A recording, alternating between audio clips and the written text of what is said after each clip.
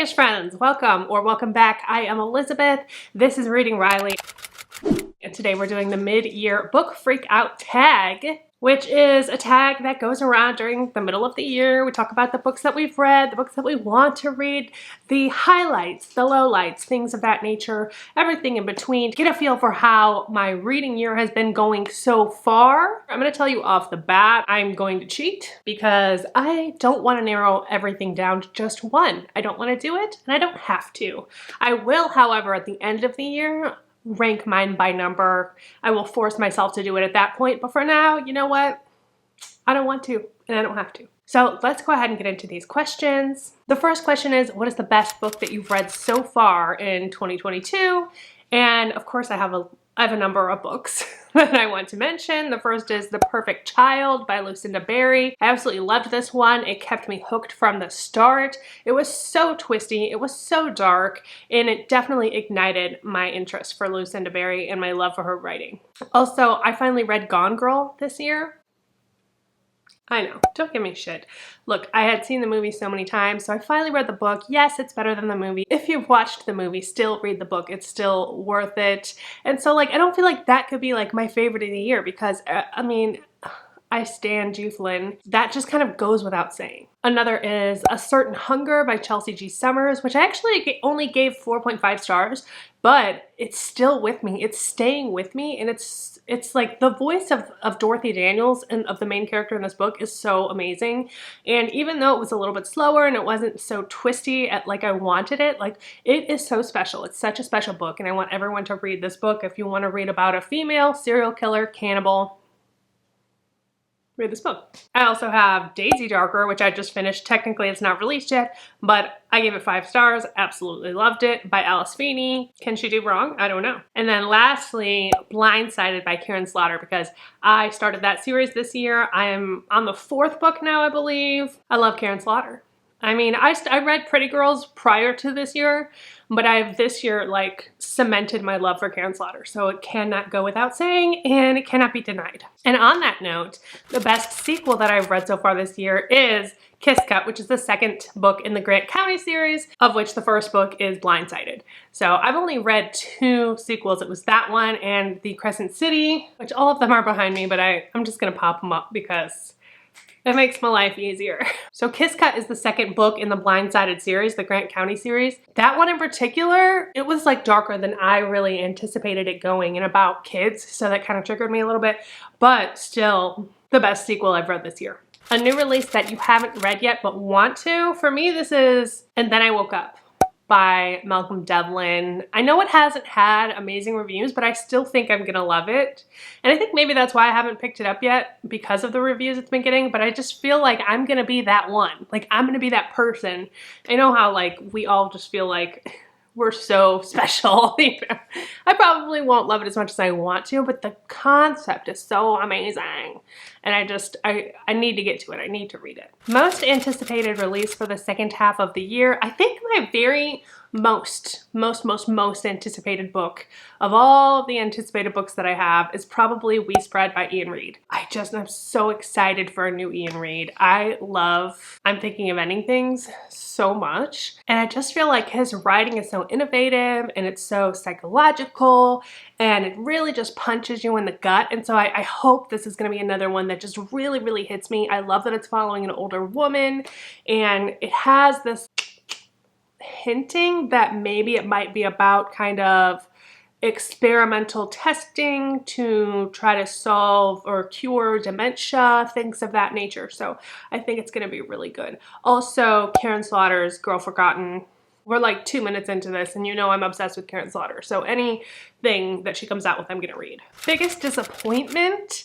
I gotta say, you know, it's hard because I have to rank this based on my expectations for it, and I just read The House Across the Lake and absolutely hated it, like despised it.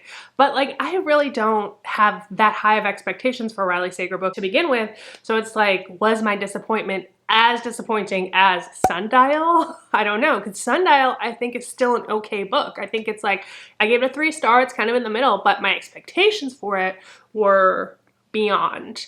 So like, there may be a bigger gap there. Also Hyde by Kirsten White. it just wasn't anything that I was expecting it to be, and so I thought it was going to be really cool. It wasn't. I mean, maybe it is for you. If you love it, more power to you. Any of these, if you love, more power to you. I hope you love all the books. I want you to love all the books. I want to love all the books, but I also want a toilet made out of solid gold, but it's just not in the cards now, is it, baby? Biggest surprise. This one was kind of hard to figure out because, again, surprise, you have to measure what your expectation was based on what you got. I was really surprised by, again, A Certain Hunger by Chelsea G. Summers. Absolutely just adore this book, adore the character of Dorothy Daniels, and her voice as a character was so strong. I just wasn't expecting it to love it that much. So that's definitely up there. Another one is The Book of Two Ways by Jodi Picoult. That book just took me by complete surprise, just like out of nowhere. Was not expecting it to be so well thought out. Beautiful writing, so cerebral, so iconic, and the twist got me so hard. Like, I just loved it. I loved it. I think it's a gorgeous, gorgeous book. It's literally the only Jodi Picoult I've ever read, but I fucking love it so much.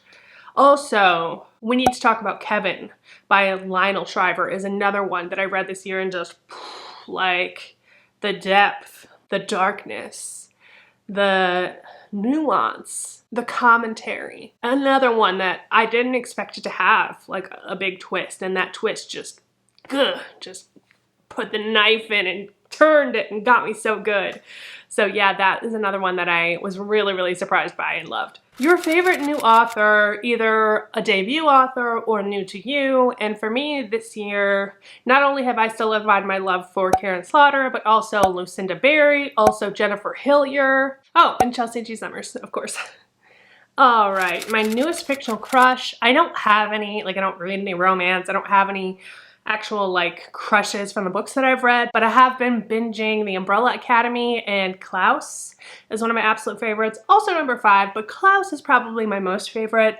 I love him. The actor who plays Klaus also starred in a BBC show called The Misfits a while back, and I loved him in that show too, so I was immediately like obsessed with him. So yeah, definitely Klaus. Newest favorite character. Okay, I have a few here as well. Are we surprised? Nana from Daisy Darker, the wisest woman there ever was. Dorothy Daniels, of course, from A Certain Hunger by Chelsea G. Summers.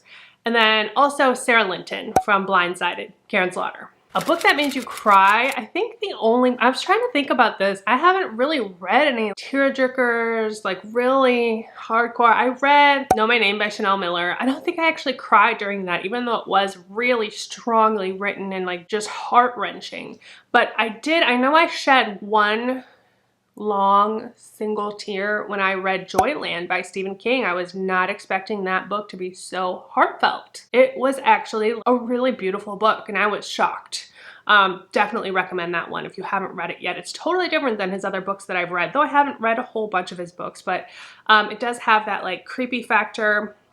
But it's almost like a cozy mystery meets coming of age story. A book that made you happy. The first book that I read this year, the very first book, was The Comfort Book by Matt Haig. Matt Haig is one of my all-time favorite authors. He just gets me. He just like knows my soul. And so like I connect with him a lot, and The Comfort Book is literally for that purpose, to comfort you. It's nonfiction, so it's playlists, it's things to watch, it's poetry, it's like all of these little things mixed together. It's a perfect book to give somebody, to gift if somebody's feeling down, something like that, something that you can go back and reference, almost like a coffee table book. But it made me super happy, and I love Matt Haig. Also Radiance by Grace Draven, one of the few romance books that I've read this year. The consent, the friendship, that book just owns my heart. Like, such a beautiful romance. And then also Queen of the Tiles by Hannah Alkaf. That book I just loved so much. It's like I guess it would kind of be a cozy mystery. I don't know, it's a YA mystery, but it's surrounding Scrabble, and Scrabble is everything. I love it. I loved the feeling of nostalgia for me. Even if the mystery had sucked, I would have still loved it. But it didn't suck, it was good. Yeah, those 3 made me very happy. The most beautiful book that you've bought this year or received. This is a tough one because I do mostly listen to audio. I have not been buying books recently. Hardly at all. Except for like Book of the Month and like maybe 1 or 2 here or there. But in the last few months, other than Book of the Month, I don't think I've bought a book. One that I do own that I think is beautiful is Dead Silence. I love this cover so much. And of course Sundial, I don't own that one, but it's like one that I've read that I do think is gorgeous. Okay, and now we have books that I need to read by the end of the year. This is when we freak out. This is when we stress. Like, I need to get these done. First of all, a book that I really want to get to is Survivor by J.F. Gonzalez. I want to read this book. I've heard so many people compare it to Karin Slaughter, compare it to Pretty Girls. A lot of my friends are loving this book, and there's no audiobook. So I own it. I own it. I just have to literally sit down and look at the words and read it. I have such a hard time reading physically, so I've been putting it off, but I really want to read that by the end of the year. Another one that's not out yet, but that I think sounds right up my alley is Mother Thing by Ainsley Hogarth. When does this come out? September. Shit, I should have put this on my anticipated list. Damn it, how did I miss this one? Anyway, it says it's a darkly funny domestic horror novel about a woman who must take drastic measures to save her husband and herself from the vengeful ghost of her mother-in-law. Sounds amazing. I can't believe I forgot to put that on my list. I'm now mad at myself. Also, my year of rest and relaxation. I really want to read some Ottessa Moshfegh.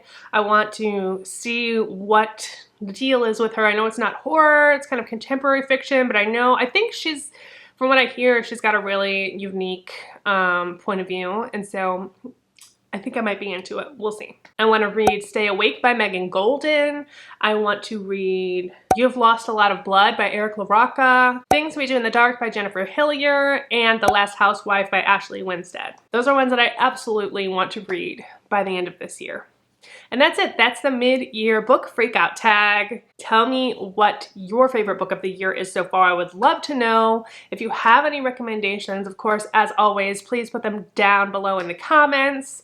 Thank you again for watching and hanging out with me. I appreciate you guys so much. Don't forget that life is short, so read Riley. Cheers and goodbye.